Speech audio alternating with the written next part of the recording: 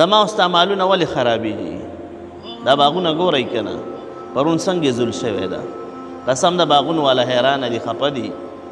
کو چا خرڅ کړي دي او چا اخیستي دي، دواړه خفه دي. ما ته بعضې ملګرو وویل که نه وې سم ډیري لاندې پراته دي. دا لوچو دا ولې رونو؟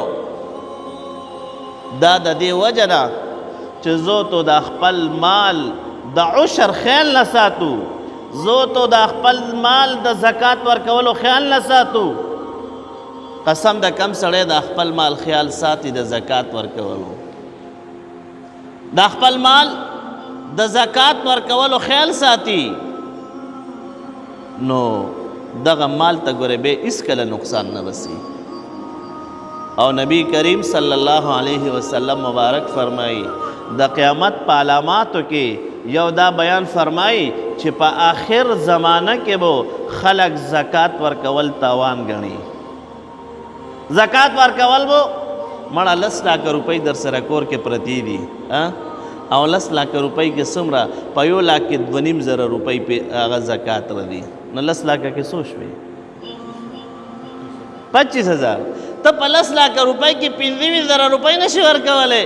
تا سره الله پاک جل جلاله څومره احسان کړی ده، دومره مال او دولت یې در کړی ده او دومره ذخیره یې در سره جمع کړې ده، او ته د خپل مال زکات نه ورکوې، نو خدای پاک جل شانه به خفه کېږي نه. بیا 40,000 روپۍ در سره دي، نو تا ته د خدای پاک جل شانه د طرف نه حکم ده چې د په دې کې زکات ورکه.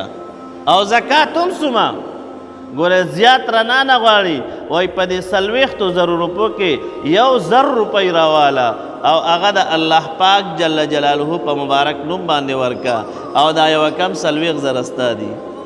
او بله چې زکات ورکوي نو مال کې به برکت وي او دنیا کې به ته خدای پاک جل شانو خیر پیش کوي. لکه ما درته وویل که نه دارالعلوم دیوبند کې دا پخوا خلک ډېر ښه تهجد به یې کول.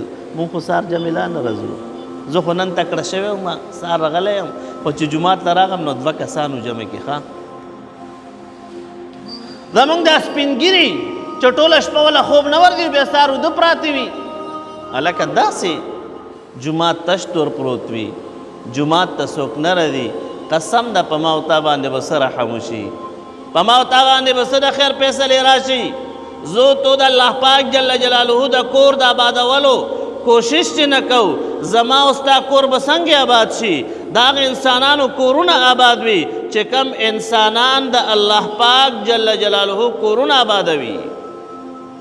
ای بې پټي له مه ځه، بې نوکري مه کوه، بې دکانداري مه کوه، خو صرف توکل کوه او د الله پاک جل جلاله د کور خدمت کوه، عبادت کوه، 5 وخته مونځ کوه، او د خپل وخت او د خپل مناسب لغونتې مزدوري کوه.